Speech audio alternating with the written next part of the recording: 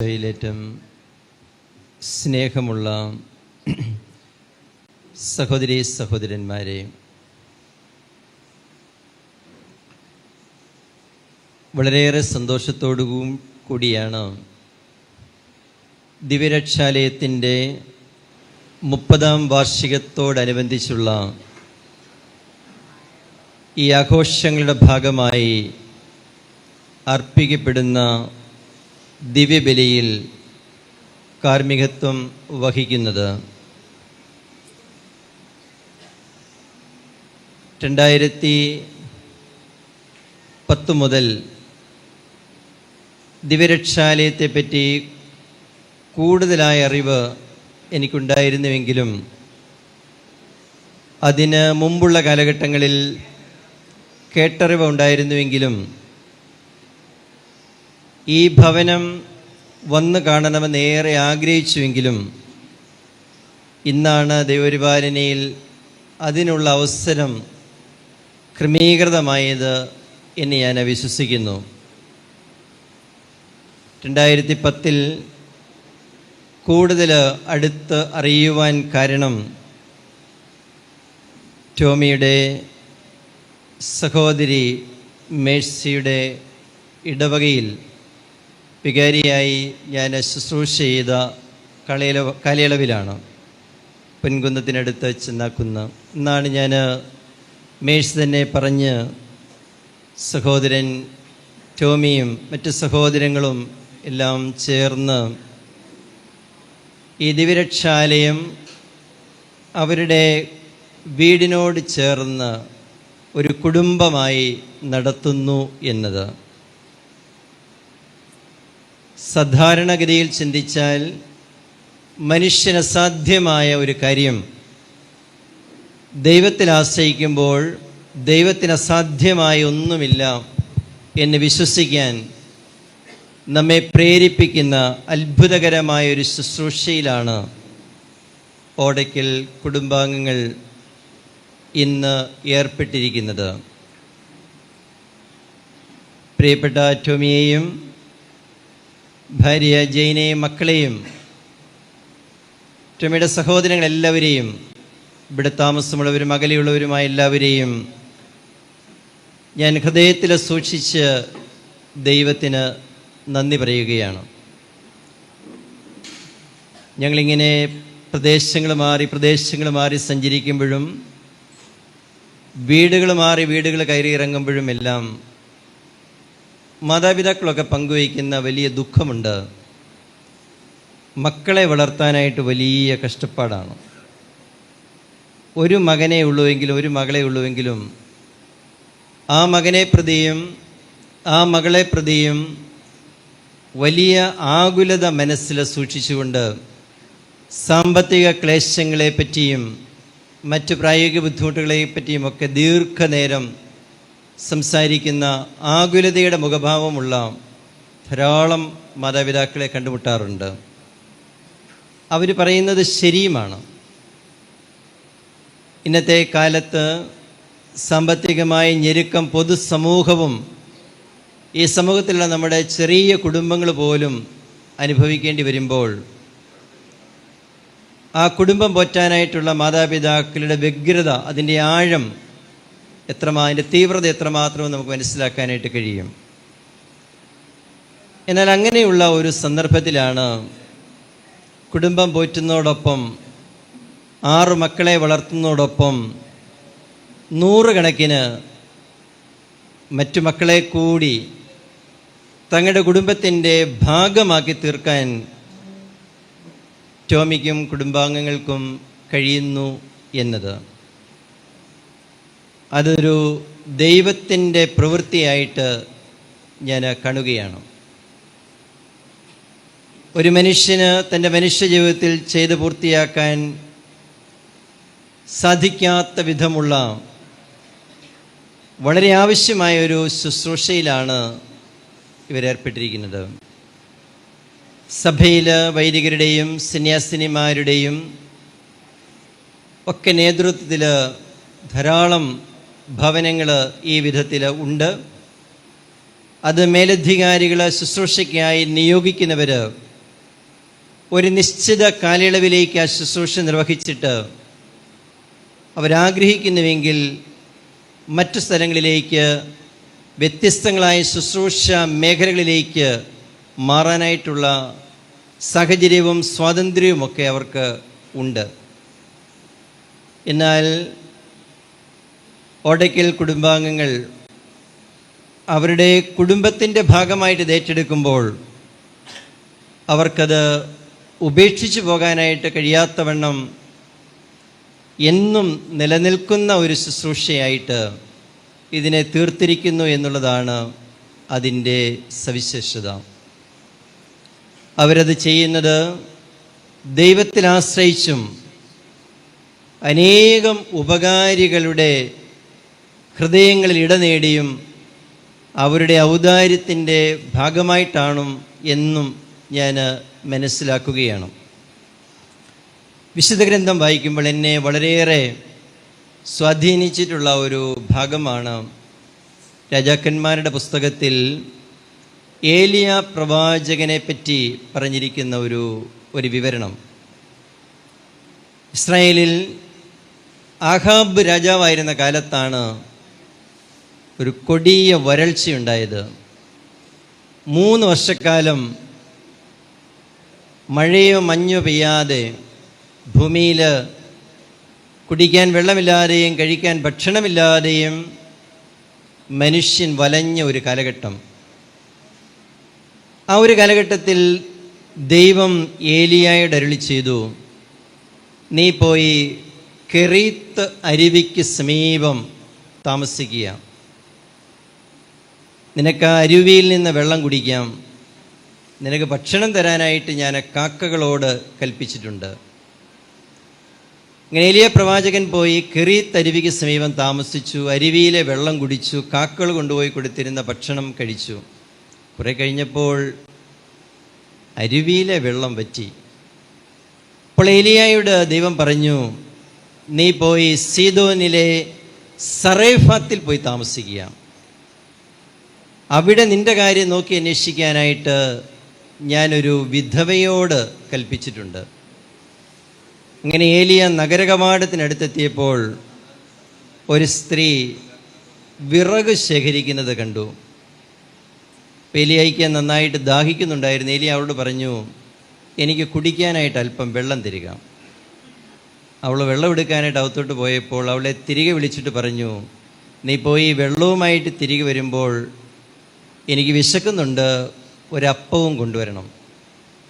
അപ്പോൾ ആ സ്ത്രീ പറഞ്ഞു, നിനക്ക് വെള്ളം തരാം, പക്ഷെ അപ്പം തരാനായിട്ട് സാധിക്കുകയില്ല. കാരണം എൻ്റെ കലത്തിൽ അല്പം മാവും ഭരണിയിൽ അല്പം എണ്ണയും മാത്രമേ ഉള്ളൂ.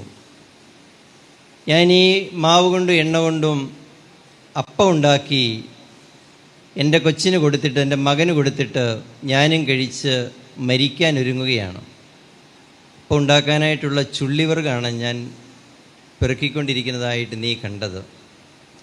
അപ്പം ഏലിയ അവളോട് പറഞ്ഞു, ഏതായാലും നീ അപ്പം ഉണ്ടാക്കുകയാണല്ലോ, അതിനകത്തുനിന്ന് ഒരപ്പം, ഒരു ചെറിയ അപ്പം എനിക്ക് കൊണ്ടുവരിക. എന്തെന്നാൽ ദൈവമായ കർത്താവ് അരുളി ചെയ്യുന്നു, കലത്തിലെ മാവ് തീർന്നു പോവുകയില്ല, ഭരണിയിലെ എണ്ണ വറ്റുകയില്ല. അങ്ങനെ ആ സ്ത്രീ അകത്ത് പോയി അപ്പം ഉണ്ടാക്കി ഏലിയ പ്രവാചകന് കൊണ്ടുവന്നൊരു അപ്പം കൊടുത്തു, കുടിക്കാൻ വെള്ളവും കൊടുത്തു. പ്രവാചകൻ ദൈവത്തിൻ്റെ വചസ്സായിട്ട് അരുളി ചെയ്തതുപോലെ കലത്തിലെ മാവ് തീർന്നു പോയില്ല, ഭരണിയിലെ എണ്ണ വറ്റിയില്ല. അനേക നാളുകൾ ഈ അമ്മയ്ക്കും മകനും ഭക്ഷണം കഴിച്ച് താമസിക്കാനായിട്ട്, ജീവിക്കാനായിട്ട് ദൈവം അവസരമൊരുക്കി എന്ന വിവരണമാണ്. ഈ വിവരണം വായിച്ച് ധ്യാനിക്കുമ്പോൾ ഉപവിപ്രവർത്തനങ്ങളിൽ ആത്മാർത്ഥതയോടെ വ്യാപരിക്കുന്ന മക്കളെ ഞാൻ പ്രത്യേകമായിട്ട് ഓർക്കാറുണ്ട്. പലരും എന്തെങ്കിലും കയ്യിൽ മിച്ചമുള്ളത് കൊണ്ട് സഹായിക്കുന്നവരല്ല. പരിപൂർണമായ ദാരിദ്ര്യത്തിൽ കഴിയുന്നവരും കടബാധ്യതകളുള്ളവർ പോലും അവരുടെ ലഭ്യമായ വരുമാനത്തിൻ്റെ ഒരു ഭാഗം ഉപവിപ്രവർത്തനങ്ങൾക്കായിട്ട് മാറ്റിവെക്കുമ്പോൾ ഒന്നിനും കുറവില്ലാത്തവണ്ണം ദൈവം അവരെ വളർത്തുന്നതായിട്ടും സംരക്ഷിക്കുന്നതായിട്ടും നമുക്ക് അനുഭവങ്ങളേറെയുണ്ട്. ആ വിധത്തിലുള്ളൊരനുഭവം ഓടയ്ക്കൽ കുടുംബാംഗങ്ങൾക്കും ടോമിക സഹോദരങ്ങൾക്കും ഒക്കെ ഉണ്ടെന്ന് ഞാൻ വിശ്വസിക്കുകയാണ്. ദൈവം മനുഷ്യന് ദാനമായി നൽകി ഭൂമിയിൽ ജീവിച്ചുകൊണ്ട് ദൈവത്തിൻ്റെ മക്കളെയാണ് നിങ്ങൾ ശുശ്രൂഷിക്കുന്നത്. നിങ്ങൾ ശുശ്രൂഷിക്കുന്നത് മനുഷ്യരെയെല്ലാം ദൈവത്തിൻ്റെ മക്കളെയാണ്. ദൈവം തൻ്റെ ഛായയിലും സാദൃശ്യത്തിലും മനുഷ്യനെ സൃഷ്ടിച്ച് എല്ലാവിധ സൗഭാഗ്യങ്ങളുമുള്ള ഏദെൻ തോട്ടം എന്നതുപോലെ ഈ ഭൂമിയിൽ ആക്കിയിരിക്കുകയാണ്. ഈ ഭൂമി ഏതെങ്കിലും കുറേ മനുഷ്യർക്ക് സ്വന്തമായിട്ടുള്ളതല്ല. ഭൂമിയിലുള്ള എല്ലാ മനുഷ്യർക്കും അത് സ്വന്തമായിട്ടുള്ളതാണ്. നമുക്ക് സ്വകാര്യ സ്വത്ത് എന്ന് പറഞ്ഞ് നമ്മൾ സൂക്ഷിക്കുന്നതും മറ്റുള്ളവർക്ക് അർഹതയുള്ളതാണെന്ന് ചിന്തിക്കാൻ കഴിയുന്ന ഒരു വിശാലമായ മേഖലയിലേക്ക് കടക്കുവാൻ നമുക്ക് കഴിയുമ്പോഴാണ് എല്ലാവരും സംരക്ഷിതരായിട്ട് തീരുന്നത്.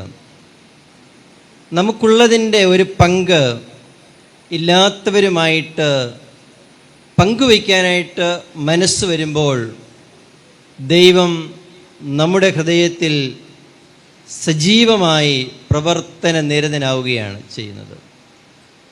അങ്ങനെ ദൈവപ്രചോദിതമായ ചിന്തകളോടെ വിശുദ്ധമായ കാഴ്ചപ്പാടോടുകൂടിയാണ് ഈ ശുശ്രൂഷയിൽ നിങ്ങൾ ഏർപ്പെട്ടിരിക്കുന്നത് എന്ന് ഞാൻ മനസ്സിലാക്കുകയാണ്. 30 വർഷങ്ങൾക്ക് മുമ്പ് നിങ്ങൾ ആരംഭിച്ച ഈ സ്ഥാപനം ഇന്ന് 100 കണക്കിന് ആളുകളെ ഇതിനോടകം നിങ്ങൾ ശുശ്രൂഷിച്ചിട്ടുണ്ട്. നല്ല മരണം ലഭിക്കാനായിട്ട് അനേകരെ പ്രാപ്തരാക്കിയിട്ടുണ്ട്.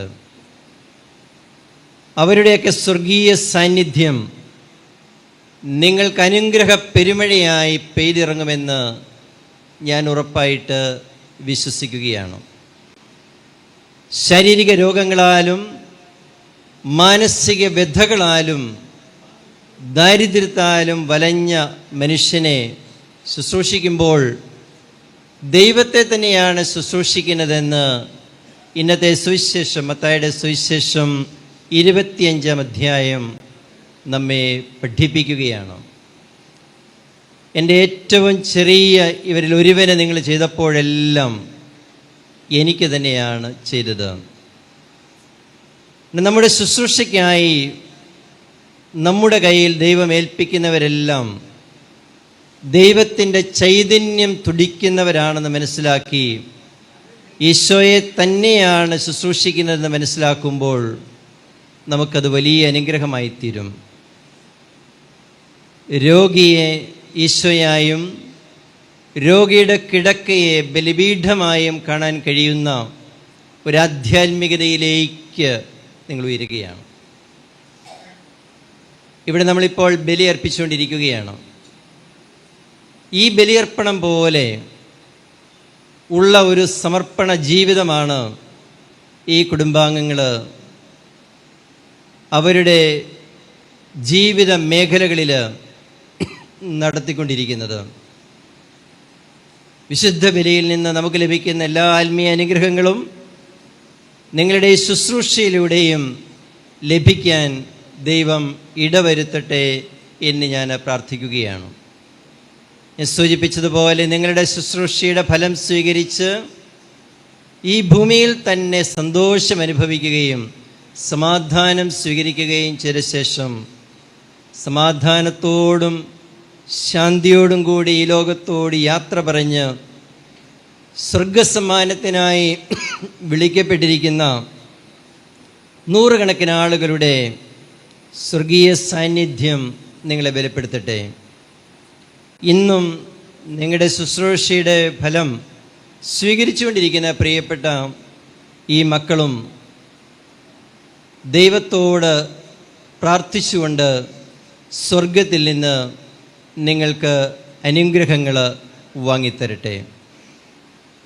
വളരെ ക്ലേശകരമായ ഒരു ശുശ്രൂഷയിലാണ്, എളുപ്പമുള്ള ഒരു ശുശ്രൂഷയിലല്ല നിങ്ങൾ ഏർപ്പെട്ടിരിക്കുന്നത്. ചില രാത്രികൾ നിങ്ങൾക്കൊട്ടും ഉറങ്ങാത്തതായിട്ടുണ്ടെന്ന് നമുക്കറിയാം. ചില ദിവസങ്ങൾ നിങ്ങൾക്ക് തന്നെ ഭക്ഷണം കഴിക്കാനായിട്ട് കഴിയാത്ത ദിവസങ്ങളുണ്ടെന്ന് ഞാൻ തിരിച്ചറിയുകയാണ്. അങ്ങനെ നിങ്ങൾ ഭക്ഷണം കഴിക്കാതെയും ഉറക്കമില്ലാതെയും നിങ്ങൾക്കുള്ള തുച്ഛമായ വരുമാനത്തിൻ്റെ പങ്ക് നൂറുകണക്കിന് ആളുകളുമായി പങ്കുവയ്ക്കുമ്പോൾ ഏലിയാ പ്രവാചകൻ ആ വിധവയായ സ്ത്രീയോട് പറഞ്ഞതുപോലെ കലത്തിലെ മാവ് തീർന്നു പോവുകയില്ല, ഭരണിയിലെ എണ്ണ വറ്റുകയില്ല. ചില ദിവസങ്ങളൊക്കെ നിങ്ങൾക്ക് വലിയ സാമ്പത്തിക ഞെരുക്കങ്ങളുടെ ദിവസങ്ങളാണെന്ന് ഞാൻ പറഞ്ഞ് കേട്ടിട്ടുണ്ട്. എങ്ങനെ ഈ ജനത്തിന് ഭക്ഷണം കൊടുക്കാൻ കഴിയും? ഈശോ തൻ്റെ പ്രഭാഷണം കേൾക്കുവാനായിട്ട് വന്ന ആളുകൾ വിശന്നിരുന്നപ്പോൾ അവരെ കണ്ട് മനസ്സലിഞ്ഞ് പറയുണ്ടായല്ലോ, ഈ ജനത്തിന് ഭക്ഷണം കൊടുക്കണം. അതെങ്ങനെയാണ് സാധ്യമാകുന്നതെന്ന് ശിഷ്യന്മാർ ചോദിച്ചു. ഈശോയെ നിരുത്സാഹപ്പെടുത്താനായിട്ട് പരിശ്രമിച്ചു. അപ്പോൾ ഈശോ പറഞ്ഞു, നിങ്ങളവരെ പന്തികളായിട്ട് ഇരുത്തുക.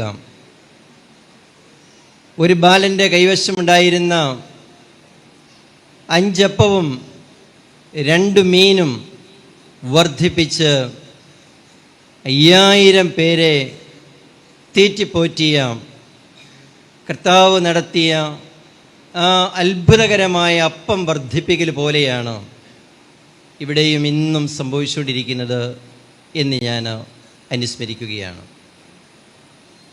പരിശുദ്ധ കുർബാന ബലിയർപ്പണം കഴിഞ്ഞ് ബലിയർപ്പണത്തിനിടയിൽ എല്ലാ ആളുകൾക്കും ഒന്നുപോലെ നമ്മൾ വിതരണം ചെയ്ത് കർത്താവിനെ നൽകുന്നത് പോലെ വിശന്നിരിക്കുന്ന ദാഹിക്കുന്ന ഈ മക്കൾക്ക് നിങ്ങൾ ഭക്ഷണം കൊടുക്കുമ്പോൾ, വെള്ളം കൊടുക്കുമ്പോൾ അതിലൂടെ കർത്താവ് തന്നെ ഈ മക്കളുടെ ഹൃദയങ്ങളിലേക്ക്, മനസ്സുകളിലേക്ക് പ്രവേശിക്കുകയാണ്. അങ്ങനെ അവരുടെ തീക്ഷ്ണമായ പ്രാർത്ഥനകളും ഹൃദയത്തിൽ നിന്നുയരുന്ന കൃതജ്ഞതയും നിങ്ങൾക്ക് അനുഗ്രഹമായിട്ട് തീരട്ടെ. സഭയുടെ പേരിൽ ഞാൻ ടൊമിയെയും സഹോദരങ്ങളെയും കുടുംബാംഗങ്ങളെയും എല്ലാം നന്ദിയോടുകൂടി ഓർക്കുകയാണ്. നിങ്ങളുടെ ശുശ്രൂഷകൾ അതിനൊട്ടും കുറവ് സംഭവിക്കാതെ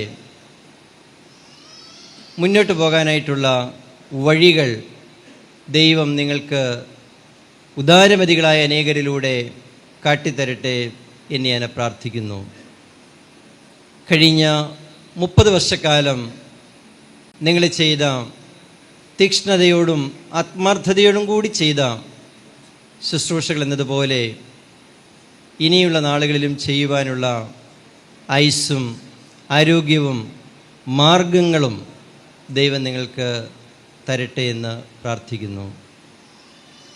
ഇവിടെ സന്നിഹിതരായിരിക്കുന്ന ആളുകളുടെയും ഓൺലൈനിലൂടെ ഇതിൽ പങ്കുചേരുന്ന ആളുകളുടെയും ഒക്കെ പേരിൽ ഞാൻ നിങ്ങൾക്ക് അഭിനന്ദനങ്ങൾ നേരുകയാണ്, പ്രാർത്ഥനാശംസകൾ നേരുകയാണ്.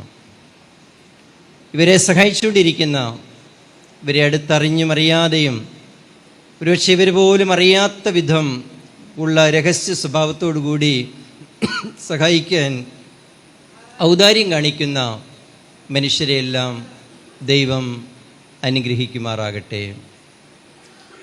വിശുദ്ധ യോസേപ്പിൻ്റെയും പരിശുദ്ധ അമ്മയുടെയും മാധ്യസ്ഥ്യ സംരക്ഷണത്തിന് വാത്സല്യമുള്ള മക്കളെ നിങ്ങളെ സമർപ്പിക്കുന്നു. ഇന്ന് കുർബാനയ്ക്ക് സഹകാർമ്മികരായിട്ട് എന്നോടൊപ്പമുള്ള പ്രിയപ്പെട്ട ഫ്രാൻസിസ് നമ്പ്യാപറമ്പിലച്ചൻ, പ്രിയപ്പെട്ട ബെന്നി ഓടക്കിലച്ചൻ, മാത്യു ഓലിക്കിലച്ചൻ എന്നിവരെയും സന്യാസിനിമാരെയും അൽമായ സഹോദരി സഹോദരന്മാരെയും എല്ലാം ഈ ബലിപീഠത്തോട് ചേർത്ത് വെച്ച് സമർപ്പിക്കുന്നു. നല്ലവനായ ദൈവം നിങ്ങളെല്ലാവരെയും സമൃദ്ധമായി അനുഗ്രഹിക്കട്ടെ. ദൈവത്തിന് സ്തുതി.